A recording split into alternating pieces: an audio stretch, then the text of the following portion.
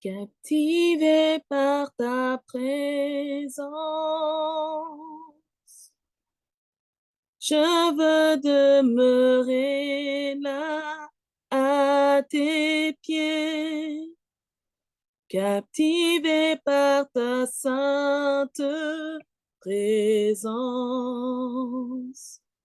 Je veux m'abandonner. Je ne cherche pas ta main. Tu ne me dois rien, tu m'as comblé. Au-delà de ce que tu peux faire, je veux ton cœur. Pardonne-moi quand tout n'est qu'une habitude. Pardonne-moi quand j'oublie pour qui je chante. Je veux tout recommencer. J'ouvre à nouveau mon cœur à toi. Captivé par ta présence, je veux demeurer là à tes pieds, captivé par ta sainte présence. Je veux m'abandonner. Je ne cherche pas ta main.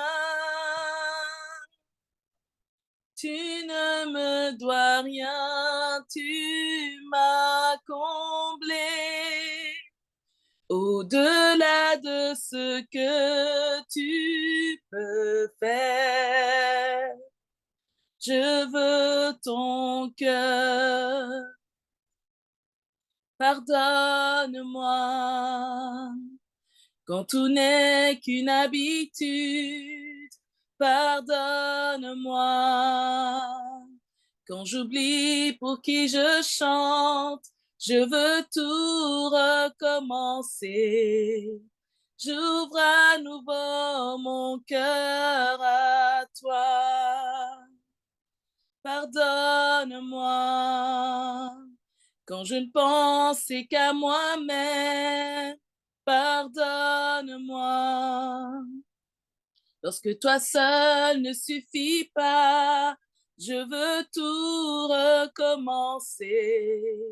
J'ouvre à nouveau mon cœur à toi, captivé par ta présence. Je veux demeurer là à tes pieds, captivé par ta sainte présence. Je veux m'abandonner.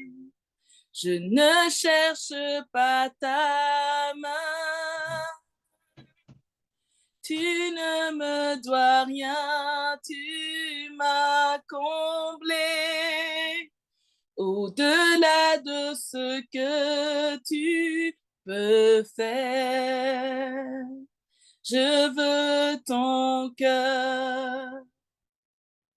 Je veux ton cœur. Rien au monde, rien au monde ne peut me combler. Je veux ton cœur. Oui, rien au monde, oh, rien au monde ne peut me combler. Je veux ton cœur, oh, rien au monde, non, rien au monde, oh, ne peut me combler. Je veux ton cœur, rien au monde, rien au monde, non, rien au monde. ne peut me combler. Je veux ton cœur, rien au monde, rien au monde, rien au monde, rien au monde, oh, ne peut me combler. Je veux ton cœur, rien au monde, rien au monde, non, rien au monde ne peut me combler. Je veux ton cœur, rien au monde, oh, rien au monde ne peut me combler.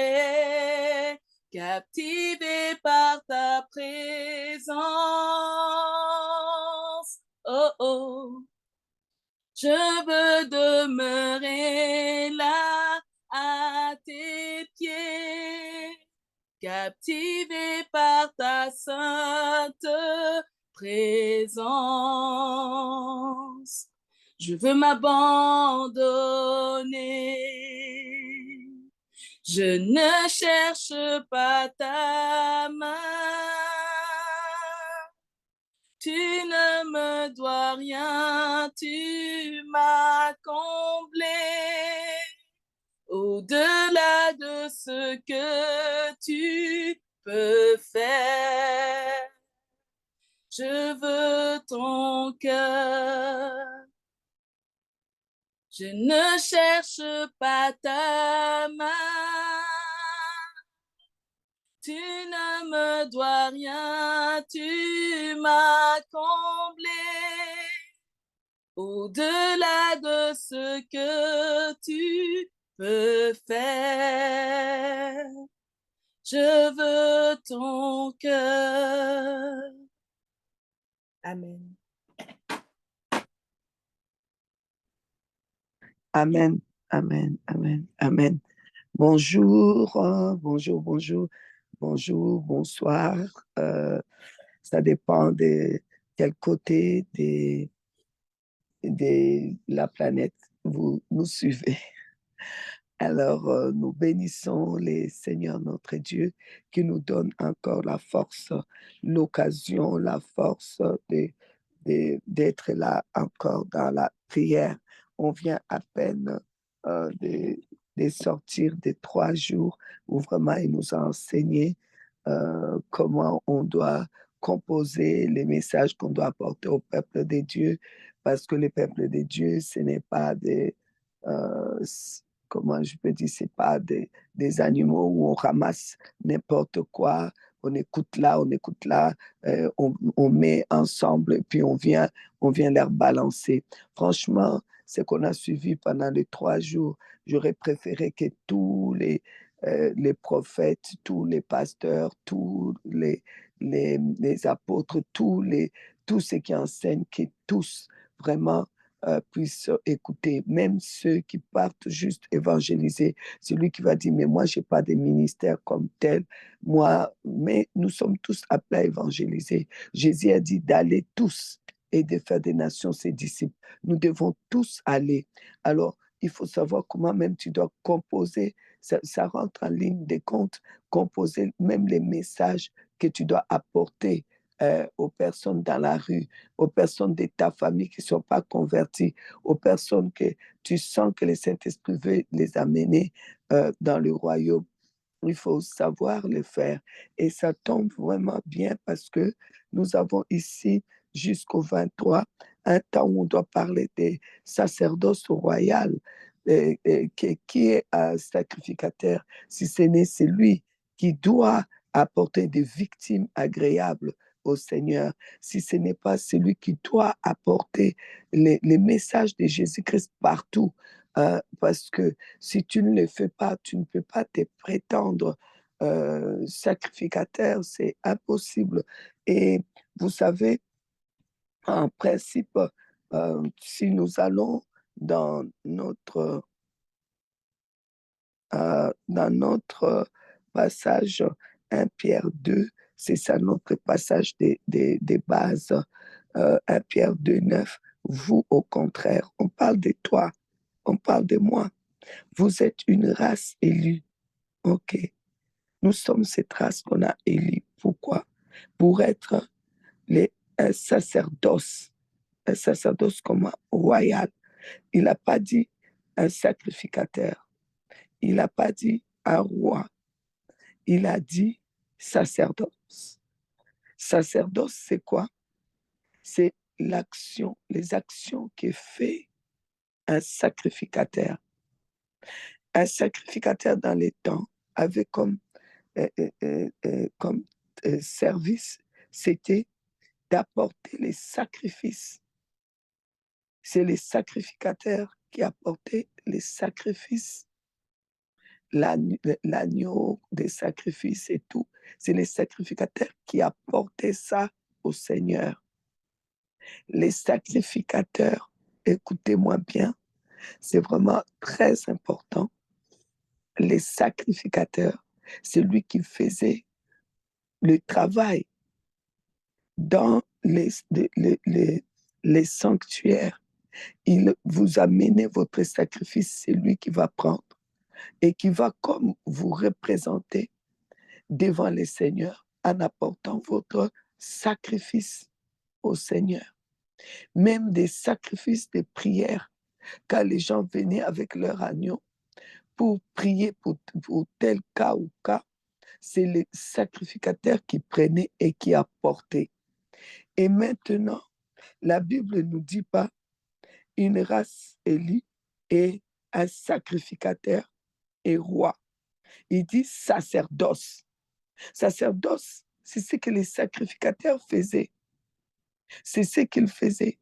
Ils faisaient le sacerdoce, c'est-à-dire l'action d'aller apporter le sacrifice, l'action d'aller apporter vos prières avec vos sacrifices au Seigneur. C'est ça les sacerdoces.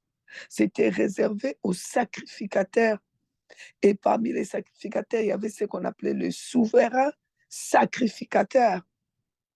Et il y avait aussi vous connaissez, j'ai déjà parlé de ça, la tente de David, quand David a fait la tente, il a mené donc l'arche et il a mis dans la tente d'assignation, donc malgré qu'il y avait encore le tabernacle de Moïse, il a amené ça chez lui dans la cité de David et il a fait euh, la, la, la tente de David et en forme rectangulaire où il avait mis les, les, le, il a mis l'arche au milieu et il y avait autour, il y avait des sacrificateurs, donc il y avait les Lévites, il y avait, comment dire, il y avait oui, il y avait évidemment, j'ai dit des Lévites, oui, je l'ai dit. Il y avait autour aussi des prophètes, il y avait il y avait jour et nuit, il y avait la louange qui montait, voilà. Et lui-même, il était roi.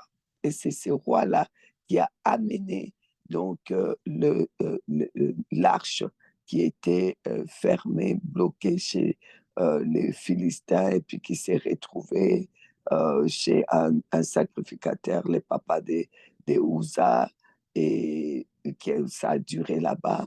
Et puis Uza, en allant chercher, Uza est mort parce que, bon, lui, en fils des sacrificateurs, il aurait dû savoir que on ne doit pas mettre l'arche sur des bœufs déjà, et on ne doit pas essayer de toucher l'arche parce que l'arche doit l'éviter. L'arche bougeait de par lui-même, puisqu'on dit que c'était la présence de Dieu, c'était quelque chose de, comment je peux dire, si j'ai dit mystique, c'est pas les bons mots. Je veux juste dire c'était mystérieux, ok?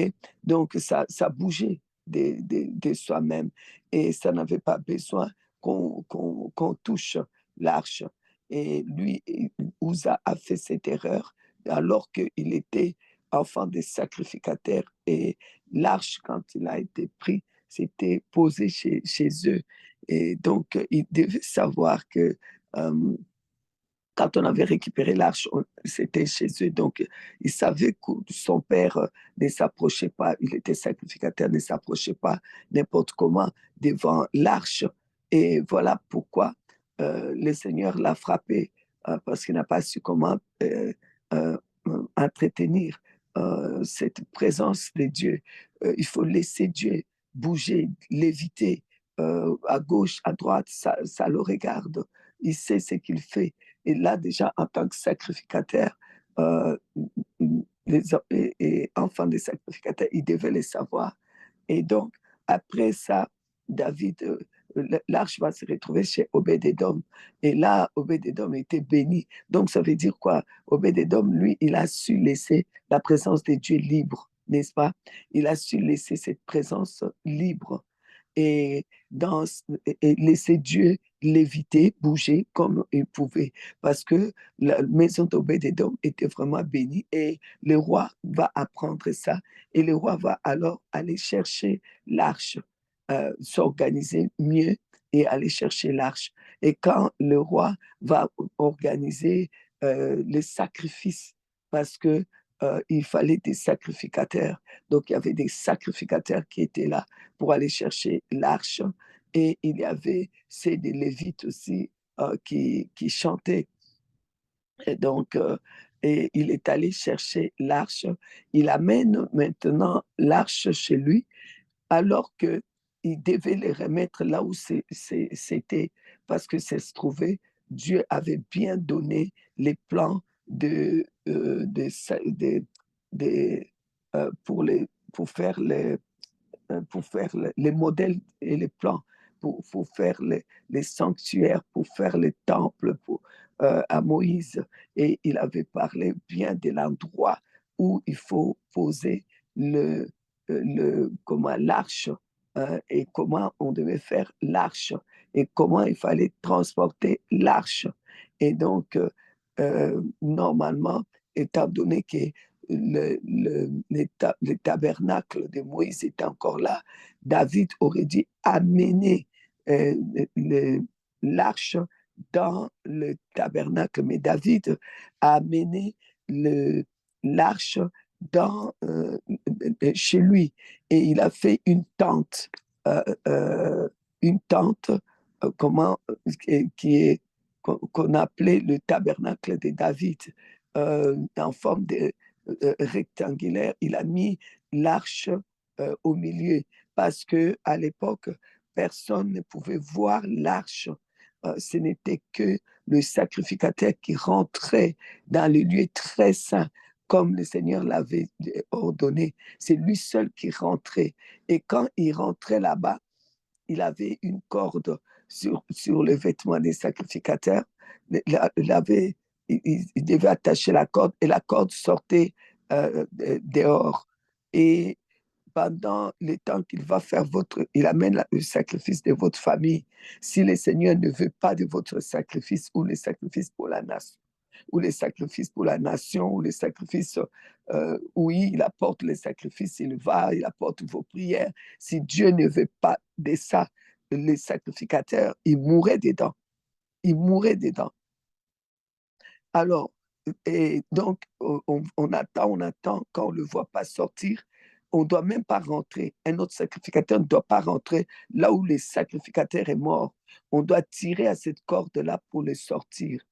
Et quand on l'a tiré, on l'a sorti, on sait que là, c'est Ichabod. La gloire est bannie. On commence à pleurer. Dieu n'a pas accepté le sacrifice. Ça va être des pleurs, des pleurs, des pleurs, des pleurs. Et on va aller pour enterrer les sacrificateurs là.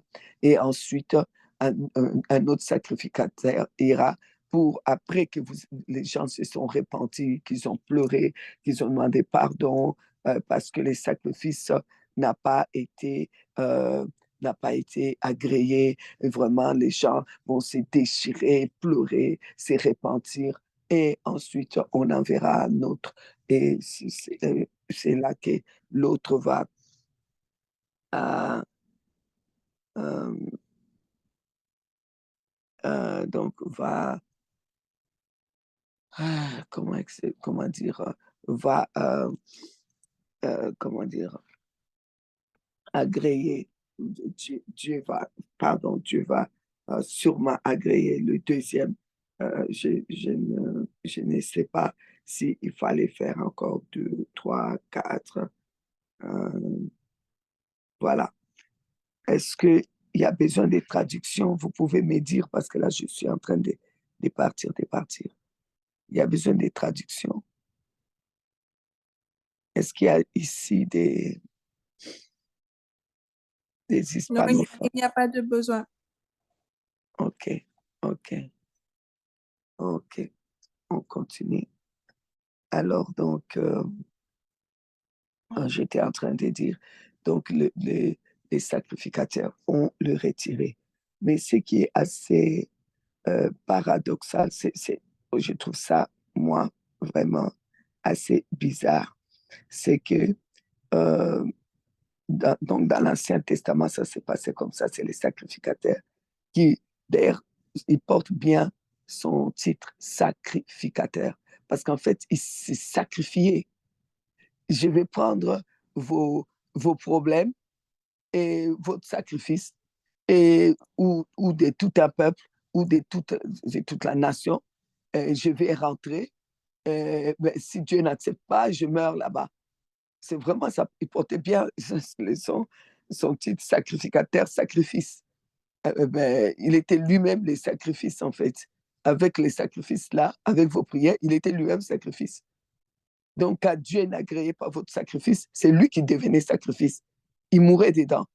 Je ne crois pas que j'aurais accepté d'être sacrificateur à l'époque. Croyez-moi. Je ne crois pas, même si on dit dans votre tribu, parce que c'était toute une tribu qui était choisie pour être des sacrificateurs. Et je comprends pourquoi ils ne cultivaient pas.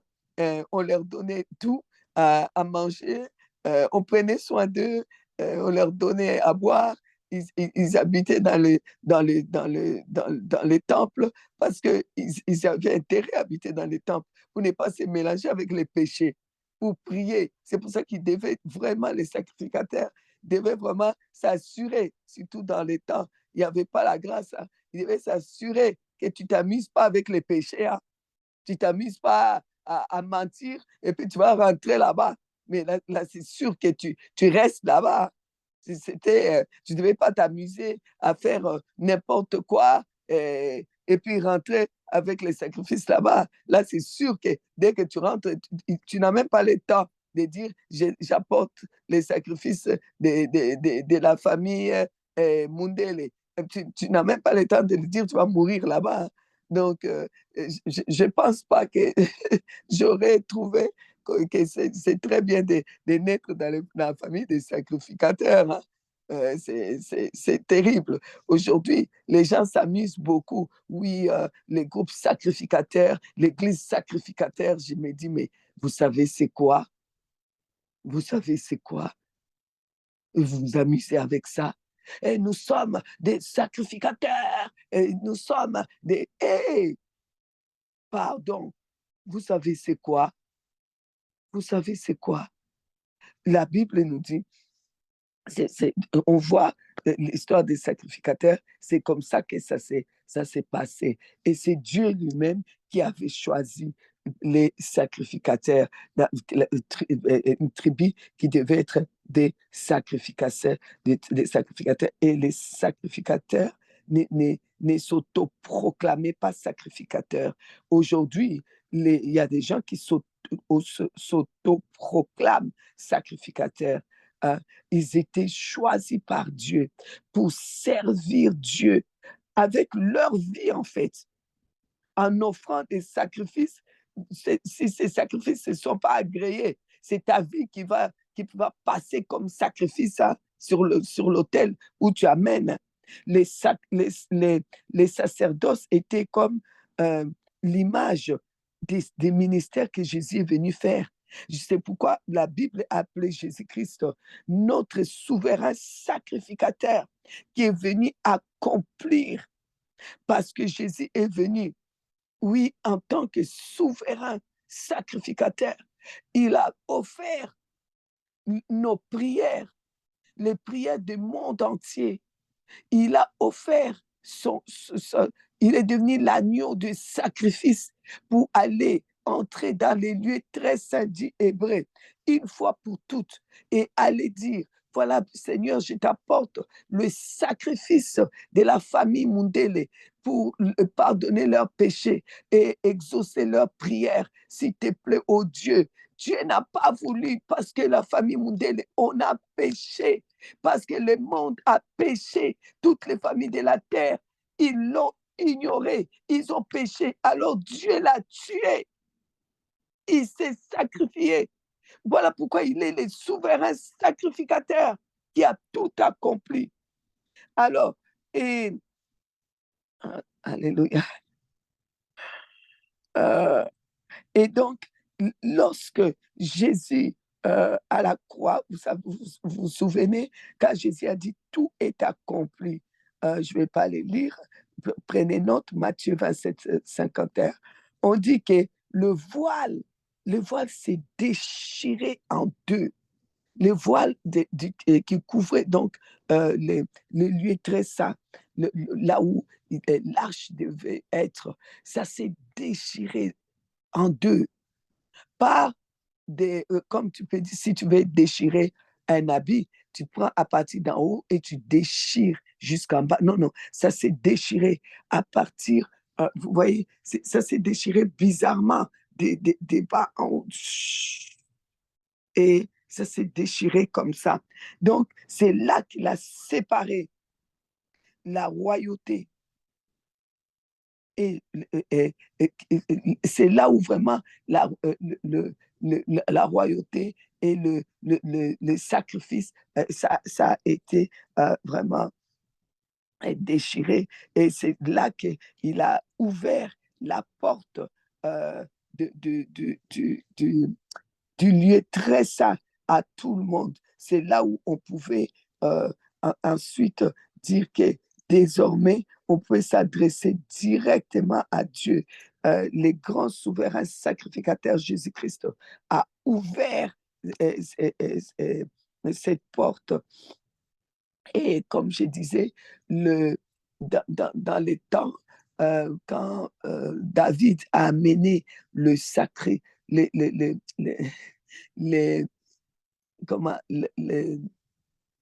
l'arche, au lieu de l'amener à sa place, il avait encore le tabernacle de Moïse, il l'a amené chez lui. Il l'a mis au milieu pour que tout le monde puisse avoir accès à la présence de Dieu. Voilà pourquoi dans les Actes des Apôtres, on dit que à la fin des temps, le Seigneur va redresser à nouveau le tabernacle de David. On les dit où? Dans les Actes des Apôtres. C'est vraiment pas dire que c'est une histoire de l'Ancien Testament. Non, non, non. C'est une histoire de la fin des temps. C'est une histoire de maintenant. Il redressait le tabernacle de David. Pourquoi? Parce que le tabernacle de David, tout le monde avait accès à la présence de Dieu. Et Jésus, lui, il a déchiré justement, il a déchiré le voile pour que nous ayons tous, comment dire, que chacun puisse avoir accès à la présence de Dieu. Et toi-même, tu apportes ton sacrifice. Il n'y a plus besoin que moi, je puisse être sacrificateur pour aller représenter la famille Matondo. Et moi, je prends le sacrifice et je vais. Et si vous avez fait ça, que moi, je meurs là-bas à votre place. Et vous prenez votre sacrifice. Vous amenez librement devant Dieu. Vous-même, vous allez devant Dieu. Vous prenez vos prières. Vous rentrez. Si ça s'arrange, c'est vous. Si ça ne s'arrange pas, c'est vous. Mais Dieu est bon. Jésus est devenu Hébreux 4 à partir du verset 14 jusqu'à 16. Donc, il n'y a plus de médiateurs, il n'y a plus des besoins de sacrificateurs pour apporter ou des souverains sacrificateurs. Jésus-Christ, il est le grand souverain sacrificateur pour aller apporter nos prières parce qu'il est rentré une fois pour toutes. Donc maintenant, nos prières rentrent là-bas sans besoin des sacrificateurs, sans besoin de quelqu'un qui aille encore se sacrifier. 1 Timothée 2, 5, vous les lirez. Donc, donc Jésus l'a fait dans le cadre sacerdotal. Donc, Christ, notre souverain sacrificateur, a offert un sacrifice pour les péchés, une fois pour toutes. Donc, tous les sacrifices pour les péchés, Hébreux 10, 12, ça a été fait une fois pour toutes. Il n'y a plus de sacrifices à faire pour le péché. OK? Hébreux 10, 26. Notez bien, parce que ce que je suis en train de vous dire, je sais pas je sais pas que j'ai encore des notes que je peux dire, je viens répéter la même chose parce que j'ai encore des notes. Non, non, non. Il y a des choses qui viennent, qui arrivent comme ça et des versets et je vous les donne. OK? Mais alors, Jésus a payé tout. Mais maintenant, c'est assez, je voulais vous dire, c'est assez c'est paradoxal. C'est assez paradoxal. On dit que Jésus a déjà fait. Et pourquoi est-ce que dans 1 Pierre 2, nous allons, il va nous choisir d'être donc des sacrificateurs, des sacerdoces royales afin d'offrir des victimes spirituelles agréables à Dieu. OK? Pourquoi? On se pose cette question, mais pourquoi? Quand tu lis dans Hébreu, tu vois bien que tout a été fait. Pourquoi il vient parler de ça? Mais ici, il parle des deux aspects. Il ne parle pas de l'aspect seulement des sacerdoces, il parle de l'aspect de la royauté aussi. Mais ce qui est super, c'est qu'il ne dit pas qu'il il nous a choisis comme sacrificateurs. Non, il a fait de nous, on ne dit pas comme sacrificateurs, mais comme comment dire, il a fait de nous plutôt l'action, sacerdoce. Oh wow, sacerdoce. Pas, pas comment dire, comment je peux expliquer, pas sacrificateur, donc le, l'office du ministère du sacrificateur, mais il fait de nous l'action, vous voyez, le sacerdoce, l'action des sacrificateurs. On devient l'action. Parce que la chose a déjà été faite. Jésus, le souverain sacrificateur, a déjà fait.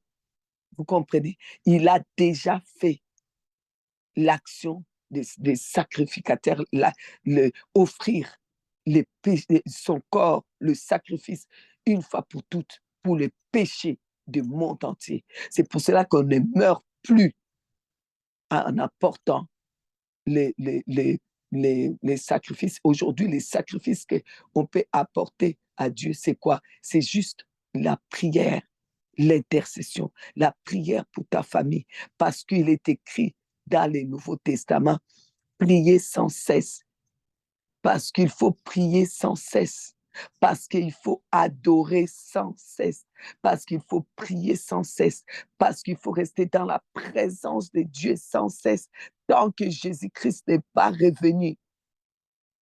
Déjà même au ciel, jour et nuit, on va adorer. Ça, c'est un. Des deux, tant que Jésus-Christ n'est pas revenu, tant qu'on est sur cette terre, on doit prier sans cesse. Parce que le danger est toujours imminent. Parce que il y a toujours un ennemi qui, lui, n'est pas du tout content de toi. Donc, on doit prier sans cesse. Pour prier sans cesse, il faut devenir justement sacerdoce, pas sacrificateur, parce qu'il a déjà été souverain sacrificateur. Il a déjà payé pour les péchés. Il a payé pour tout, même pour l'exaucement de nos prières. Mais nous devons aller chercher cet exaucement en priant. Nous devons nous approcher de Dieu en priant. Nous devons nous approcher. On ne va plus mourir en s'approchant de Dieu parce qu'on a péché et qu'on avait menti et on rentre dans les lieux très saints, là où il y a l'arche de l'alliance. On arrive là-bas, on avait menti, on avait magouillé, on arrive là-bas, on meurt là-bas. Non, on ne va plus le faire parce que Jésus est mort une fois pour toutes. Il va se passer seulement une chose, c'est que tu ne sauras pas saisir ce qui est là-bas dans la présence de Dieu. Et s'il fait de nous des sacerdoces, mes amis, c'est pour que justement on reste toujours dans la présence de Dieu. Parce que les sacerdoces restaient là-bas. Les sacerdoces restent là-bas. Et quand tu es toujours dans la présence de Dieu, j'aime bien mon grand frère, je l'appelle affectueusement mon grand frère, le docteur Mamadou Karambiri, il dit, quand les gens commencent à beaucoup gêner là, c'est pas parce qu'ils n'ont rien fait. Hein. Et même au fond d'eux, ils savent qu'ils ont péché. Quand vous voyez que les gens décrètent les jeûnes, ils ont péché. Ils se sont éloignés de Dieu. Quelqu'un qui est bien dans la présence de Dieu là, il ne va pas commencer à chercher les jeunes. Hein. Quelqu'un qui est bien devant Dieu là, et qui sait que lui là, il n'a pas tergiversé avec les péchés là-bas et qu'il n'a pas, il s'est pas éloigné de son Dieu. Il ne va pas commencer à chercher les jeunes. Enfin, c'était une parenthèse.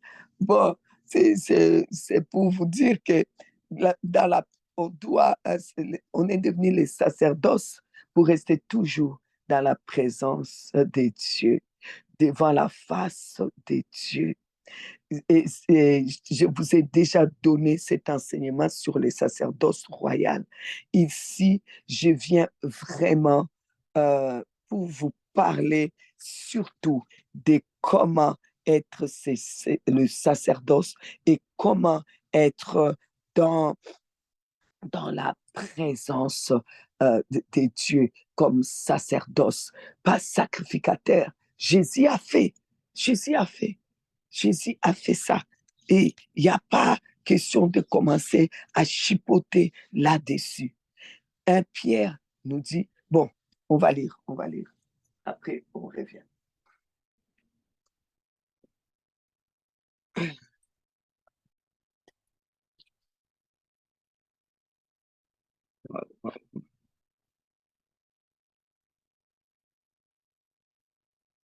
OK. Voilà, on est où? On va aller dans. Voilà, je me suis fait offrir une nouvelle Bible. Ce que je vous conseille, mais vous en aurez beaucoup. Quand une saison passe, quand c'est une nouvelle année, prenez toujours une nouvelle Bible que vous commencez avec. Vous savez, c'est très, très bien. Et, ou bien vous faites tous les 5 ans, ou bien vous faites tous les 10 ans, ou bien vous faites chaque année, ou bien tous les 2 ans, mais essayez de changer des Bibles. Ne soyez pas là à rester toujours avec la même Bible, la même Bible, parce que vous allez toujours être tenté de lire ce que vous avez déjà, ce que vous avez déjà écrit et que vous avez déjà chipoté. Donc, les bergers de Christ Sauveur m'a offert une nouvelle Bible. Mais le problème aussi des nouvelles Bibles, c'est qu'il faut commencer à chercher parce que tu n'as plus tes notes comme l'autre. Donc, quand tu veux, tu dois commencer à chipoter. Voilà, je cherche. OK, je suis.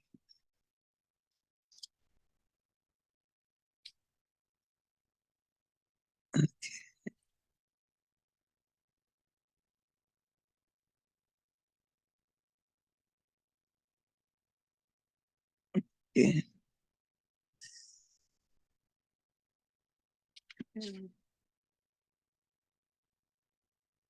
Et est-ce que je suis?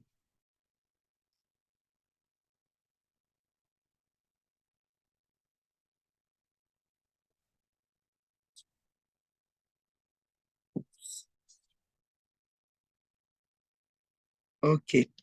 Nous sommes dans Hébreu. Je vais les lire avec vous. OK. Je suis dans Hébreu chapitre 10.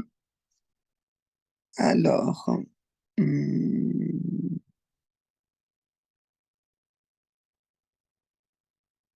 je vais comme ça sauter euh, un peu, un peu partout. Hébreu chapitre 10, je lis les versets premiers. En effet, la loi qui possède une nombre des biens à venir et non l'exacte représentation des choses ne peut jamais, par les mêmes sacrifices qu'on offre perpétuellement, chaque année amener les assistants à la perfection. Autrement, n'aurait-on pas cessé de les offrir, parce que ceux qui rendent ces cultes étant une fois purifiés n'auraient plus eu aucune conscience de leurs péchés. Mais le souvenir des péchés est renouvelé chaque année par ces sacrifices, car il est impossible que les sangs des taureaux et des boucs ôtent les péchés. Vous voyez, donc les sacrificateurs entraient une fois pour toutes.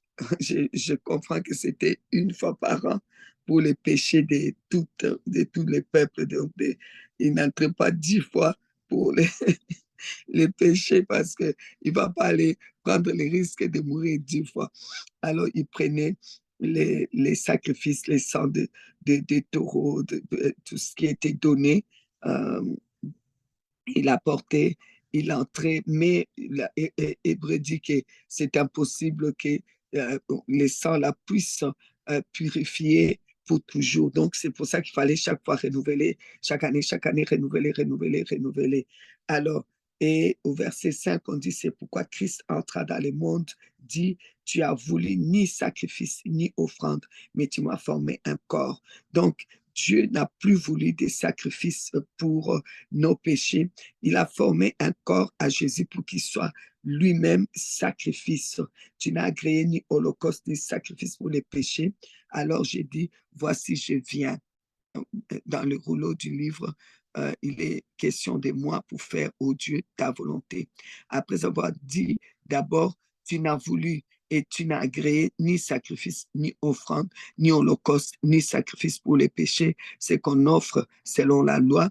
Il dit ensuite, voici, je viens pour faire ta volonté. Il abolit ainsi la première chose pour établir la seconde. C'est en vertu de cette volonté que nous sommes sanctifiés par l'offrande du corps de Jésus-Christ une fois pour toutes. Alors, et tandis que tout sacrificateur fait chaque jour le service et offre souvent le même sacrifice. Donc, une fois par an, il offrait les sacrifices pour tous les peuples, pour tous les péchés de toute l'année. Et, et tous les jours, il les fait pour des familles, pour des personnes qui vont là-bas pour demander une prière. Il va pour, donc, le verset 11, et tandis que tout sacrificateur fait chaque jour les services et offre souvent les mêmes sacrifices qui ne peuvent jamais ôter les péchés. Le verset 12, lui, Jésus, après avoir offert un seul sacrifice pour les péchés, s'est assis pour toujours à la droite de Dieu, attendant désormais que ses ennemis soient devenus son marchepied, car par une seule offrande, il a amené à la perfection pour toujours ceux qui sont sanctifiés.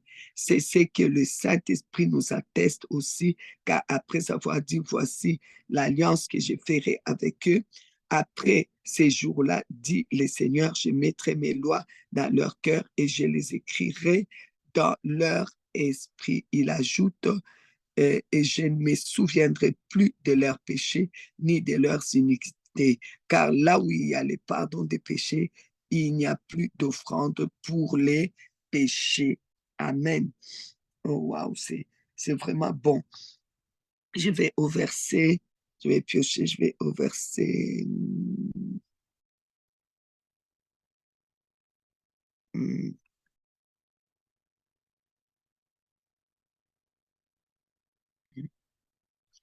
Bon, je vais au verset 24. Veillons les uns pour les autres pour nous exciter à l'amour et aux bonnes œuvres. N'abandonnons pas notre assemblée comme c'est la coutume de quelques-uns, mais exhortons-nous réciproquement, et cela d'autant plus que vous voyez s'approcher les jours. Car si nous péchons volontairement, après avoir reçu la connaissance de la vérité, il ne reste plus de sacrifices pour les péchés. Waouh, ça c'est quand même fort. OK? Ça c'est quand même fort parce que tout, la plupart des péchés, en général, on les fait volontairement. Hein?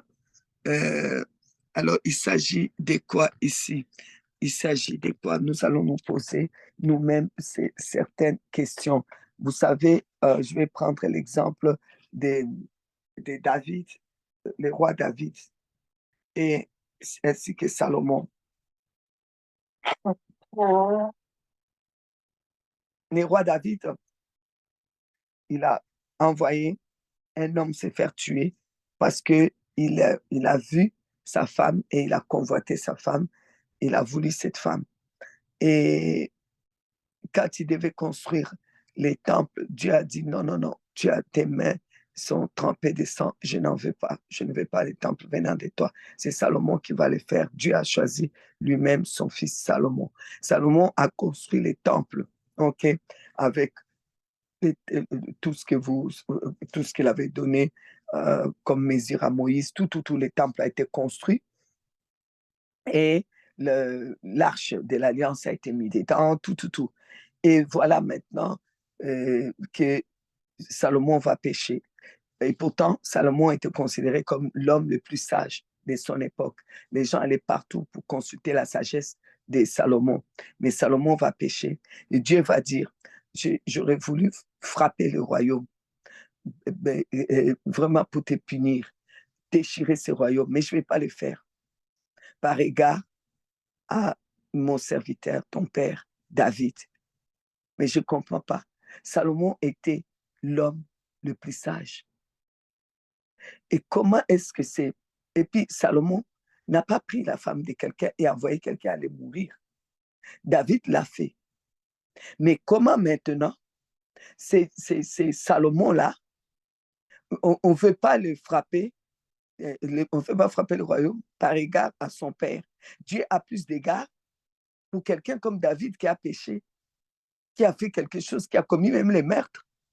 Vraiment, par rapport à l'homme le plus sage. Eh bien, l'homme le plus sage, qu'est-ce qu'il a fait?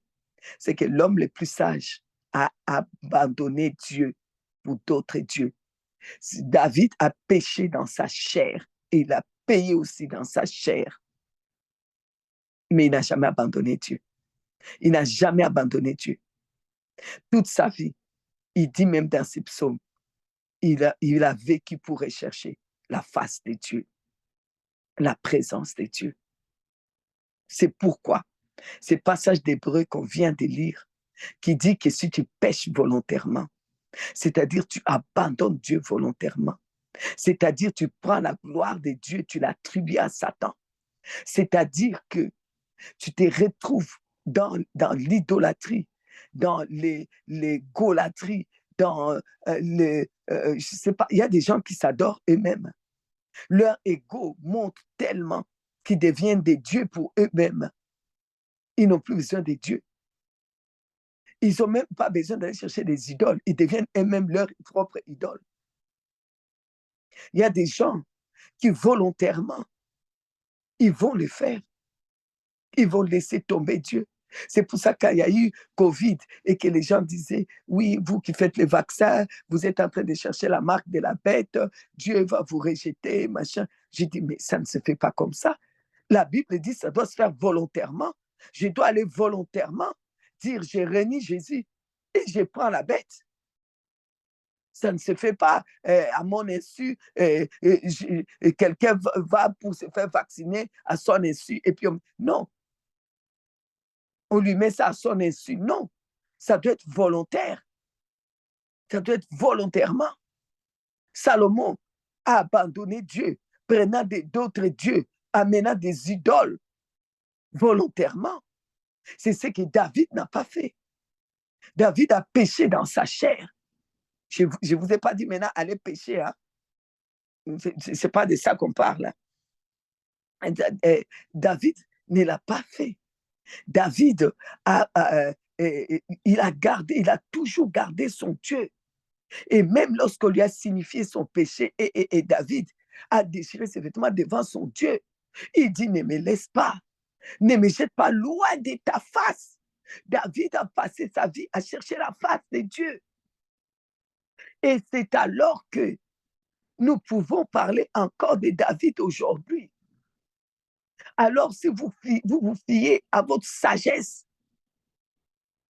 Salomon, qui était plus sage que Salomon? Qui on peut citer plus sage que Salomon? Mais Salomon a été rejeté. Alors ici, ce n'est pas question de votre sagesse, de votre machin, de votre façon de vivre, de votre perfection. Non, c'est ici les questions de rechercher continuellement comme David la face de Dieu, de devenir les sacerdoces, plus sacrificateurs, mais sacerdoces. Les sacrificateurs, c'est celui qui offre les sacrifices et qui devient lui-même là-bas sacrifice. Mais ici, il s'agit des sacerdoces, donc tu deviens l'action que les sacrificateurs font. Il s'agit des sacerdoces. Tu deviens, Jésus a déjà été ce sacrificateur. Une fois pour toutes. Toi, tu deviens sacerdoce. Donc, ça veut dire quoi? Ça veut dire que toute ta vie, tu dois rechercher la présence de Dieu plus que toute autre chose. Toute ta vie, tu dois être dans la présence de Dieu. Ce n'est pas une fois par an, comme les sacrificateurs entraient dans les lieux. Je n'ai pas reposé ma gorge depuis le Burkina Faso. Les Burkinabés, vous vraiment. Hein? Non, ma gorge n'a pas été reposée, puis je suis arrivé directement, je plongeais dans les temps de prière du mois de décembre. Donc, vous inquiétez pas, j'ai pas mal à la gorge, j'ai pas de problème à la gorge. Donc, j'ai dit, les sacrificateurs, ils entraient une fois pour toutes, une fois par an, pour aller pour les sacrifices des péchés, avec l'agneau, les bœufs, je ne sais pas moi. Donc, et Jésus est venu, on a lu dans Hébreu, il a fait ces sacrifices-là une fois pour toutes, il s'est offert et c'est fini. Mais Hébreu dit que si volontairement, nous-mêmes, donc Jésus a déjà tout fait là pour les péchés, mais si volontairement, nous-mêmes, on pêche, ça c'est nous-mêmes, volontairement, on fait on se retire de ce que Jésus a fait, ça c'est nous-mêmes. Et comment on peut faire pour ne pas se retirer volontairement? Il faut devenir ce que c'est qu'un Pierre va venir nous dire, devenir quoi? Devenir nous-mêmes les sacerdoces, pas n'importe quel sacerdoce royal. Amen. Devenir les sacerdoces. Donc, tu deviens sacerdoce. Waouh! Sacerdoce, ça veut dire quoi? Ça veut dire quoi? Ça veut dire rester dans la présence de Dieu. Chercher la présence de Dieu et devant la face de Dieu, tout te sera pourvu. Tu vivras comme un roi. Tu vivras comme un roi avec les honneurs d'un roi. Ce n'est pas chercher la face de Dieu de temps en temps. C'est vivre carrément dans le... Oh! Qu'est-ce qui est mieux? D'ailleurs, je me pose la question. Je vais vous lire encore un texte dans Apocalypse, chapitre 1er. Chapitre 1er, les versets qu'on aime beaucoup, les versets, on va prendre le verset 5 à 6, et de la part de Jésus-Christ, les témoins fidèles, les premiers-nés des morts et les princes des rois de la terre, à celui qui nous aime, qui nous a délivrés de nos péchés par son sang, et il nous a délivrés par son sang de nos péchés. Il a tout fait. Nous avons lu dans Hébreu, il s'est offert lui-même comme souverain sacrificateur, hein, et il a fait.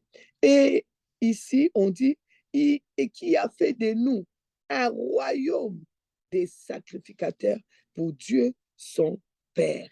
Un royaume des sacrificateurs. C'est-à-dire quoi? C'est-à-dire ces sacerdoces-là qui est royal pour que nous soyons, lui, il a déjà fait, mais maintenant, il nous met dans la présence de Dieu librement, où on ne doit plus faire des sacrifices pour s'approcher de la présence de Dieu. Mais il faut rester dans cette présence. Il faut vivre ta vie en sacerdoce, c'est-à-dire en quelqu'un qui est toujours dans la présence de Dieu et qui cherche la présence de Dieu. Amen. Dans Apocalypse 5, 10 aussi, tu as fait d'eux un royaume et des sacrificateurs pour notre Dieu, des sacrificateurs pour Dieu. Ce n'est plus donc des sacrificateurs pour aller présenter, non, pour présenter les sacrifices des gens, non, pour Dieu, c'est-à-dire pour être dans la présence de Dieu. Et c'est là où ils régneront. Tu règnes en tant que roi parce que tu es dans la présence de Dieu. Tu es sacerdoce royal parce que tu es dans la présence de Dieu. Dans la présence de Dieu, tu vas régner sur la maladie, tu vas régner sur la mort, tu vas régner sur la mort précoce, tu vas régner sur la destruction, tu vas régner sur tes ennemis, tu vas régner. C'est continuellement chercher la présence de Dieu. C'est oh là là, je ne regarde pas l'heure. Oh, oh, oh, il faut déjà qu'on arrête. C'est continuellement être dans la présence de Dieu. C'est continuellement chercher cette présence. Alors, s'il vous plaît, si je dois chercher cette présence dans le jeûne, je veux le faire. Si j'ai besoin de jeûner, je veux le faire. Parce que je vais obtenir cette présence, je vais être dans cette présence. Je ne veux pas que ça me quitte. Je ne veux pas que ça me quitte. Bien-aimé, on va travailler là-dessus par rapport à cette présence de Dieu, le sacerdoce royal. On va travailler dans ça pendant tous ces temps jusqu'à la fin de l'année. Amen. Amen. La Bible dit, c'est pourquoi je vous demande de jeûner. Prenez le temps de jeûner. Vous, s'il vous plaît, mes frères, mes soeurs, mes amis, la Bible nous dit dans Actes chapitre, là c'est une parenthèse que j'ouvre, hein, dans les Actes des Apôtres chapitre 23, on parle de, à partir du verset 1er, là aussi je vais un peu piocher. Paul, les regards fixés sur les Cédrins. Donc, quand on a arrêté Paul, il devait comparaître et tout. Et Paul dit, homme frère, c'est en toute bonne conscience que je me suis conduit jusqu'à ce jour devant Dieu. Le souverain sacrificateur Ananias ordonna à ceux qui étaient près de lui de le frapper sur la bouche. Oh. Alors Paul lui dit, mais Dieu te frappe. Paul dit à la personne qui l'a frappé, Dieu te frappera, miraille blanchie. Tu es assis pour me juger selon la loi et tu violes la loi en ordonnant qu'on me frappe. Ah, il l'a dit, il a dit au souverain sacrificateur Ananias. Ceux qui étaient près de lui dirent, tu insultes les souverains sacrificateurs de Dieu.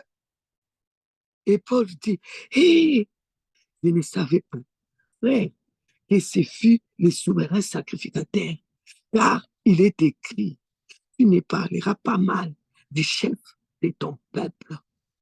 Paul, sachant qu'une partie de l'assemblée était composée des Sadducéens et l'autre des pharisiens, s'écria dans les Sanhédrins, homme frère, je suis pharisien, fils des pharisiens, c'est à cause de l'espérance de la résurrection des morts que je suis mis en jugement. Bon, je m'arrête un peu là pour vous dire que Paul, en fait, connaissait bien les Écritures parce qu'il a étudié ça au pied des Gamaliel.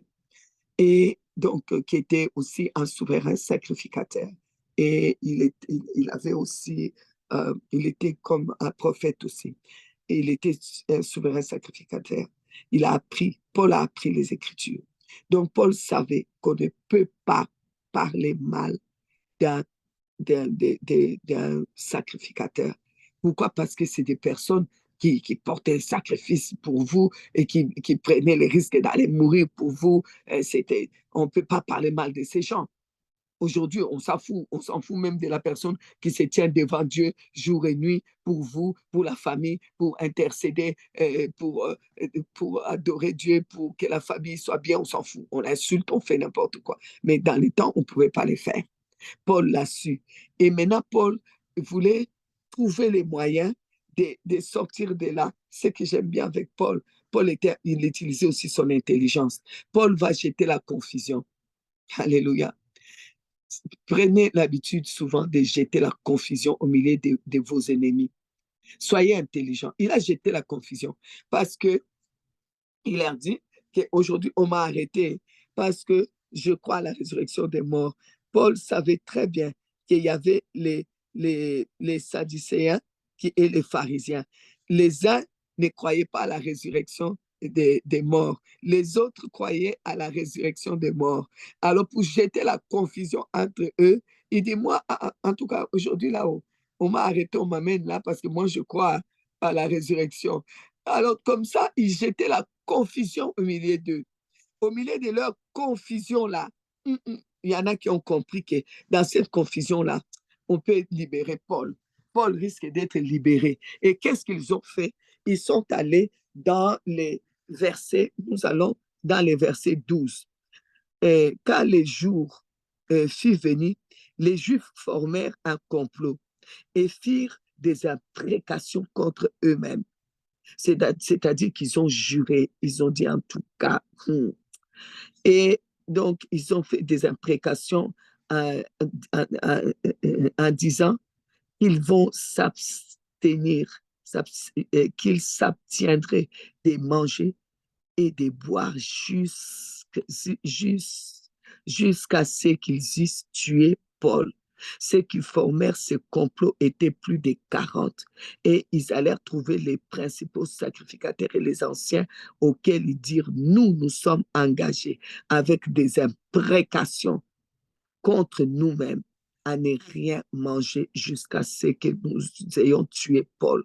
Quand on dit imprécation contre toi-même, ça veut dire que si moi, je cesse de manger pour que Paul vive, ça c'est autre chose.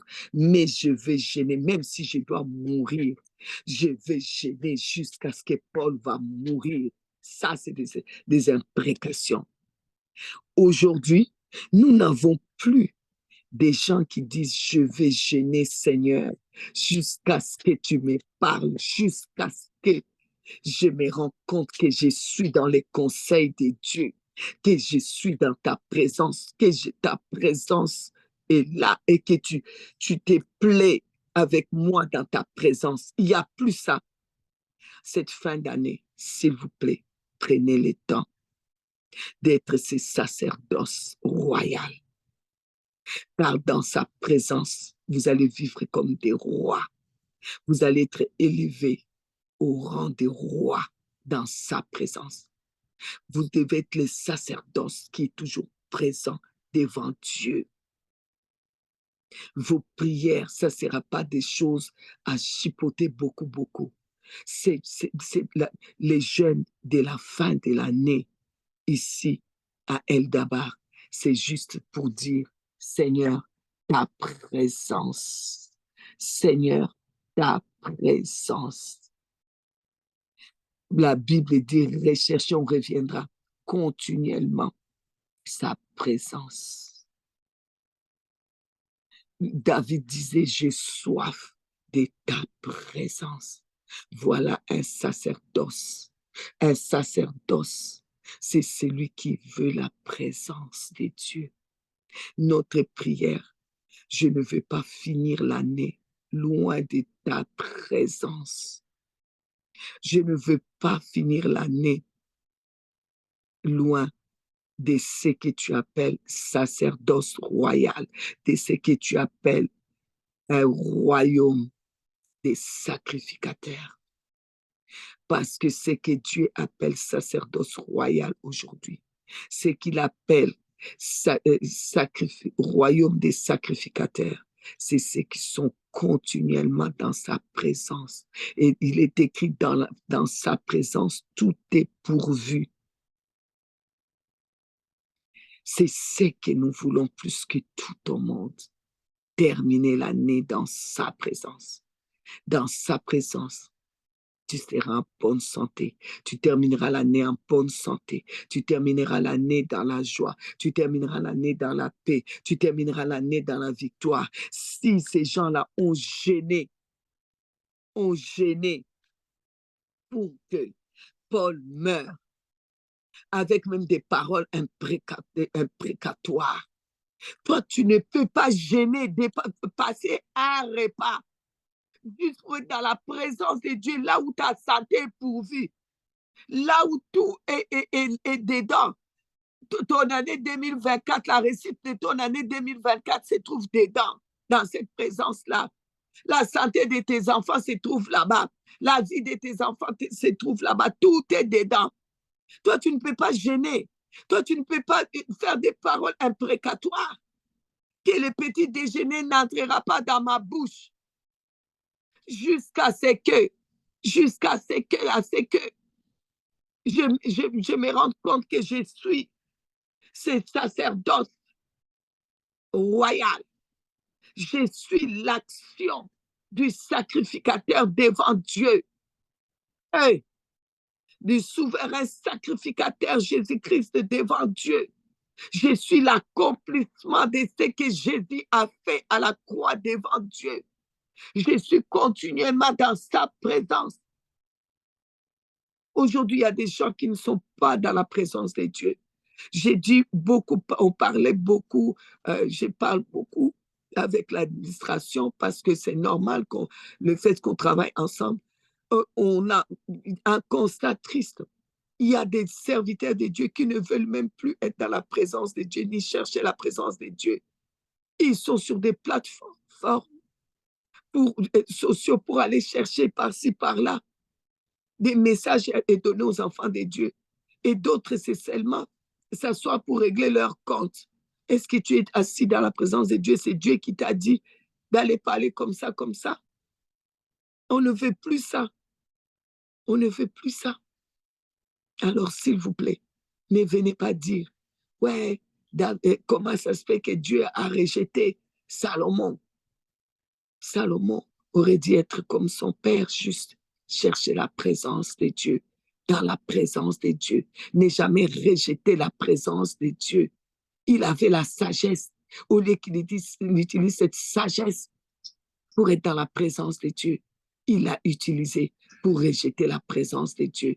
Voilà pourquoi l'homme qui avait péché dans sa chair, Dieu l'a appelé l'homme selon le cœur de Dieu. Salomon qui avait toute la sagesse a oublié d'être un sacerdoce royal. Le sacerdoce royal, c'est celui qui est dans la présence de Dieu. Alors tu es un sacerdoce royal. Seigneur, je ne veux pas finir l'année. Beaucoup de gens pensent qu'ils sont d'office sacerdoce royal. Non, non, non. Jésus a fait de nous un royaume des sacrificateurs. Nous devons offrir à Dieu des victimes. Continuez à lire 1 Pierre. Vous allez voir. Nous devons offrir à Dieu. On reviendra. Ici, il faut qu'on arrête. Mais on reviendra dans ce qu'on appelle les sacrifices, les victimes agréables qu'on doit offrir à Dieu. C'est quoi victime agréable qu'on doit offrir à Dieu en tant que sacerdoce devant Dieu, sacerdoce royal?